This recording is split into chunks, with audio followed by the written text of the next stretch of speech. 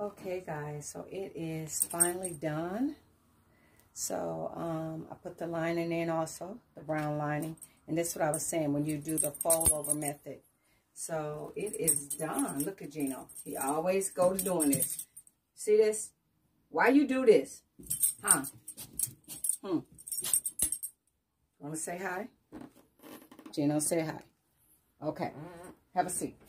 Stay. So yes, it's all completed. And I just wanted to show you guys what the finishing results look like. And I ordered this fur.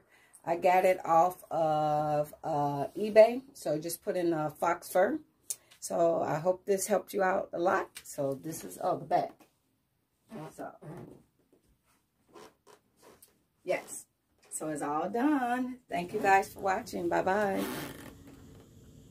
Okay, here are a couple still shots. So the jacket turned out really nice. I probably wish I'd have made it just a little bit smaller or probably a little bit shorter. I wanted it to kind of hug at the waist. But overall, I like it.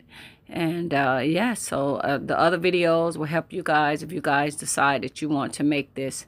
So those are the steps that I took to make this. And sorry that I got to break it up into multiple videos because I'm using my phone.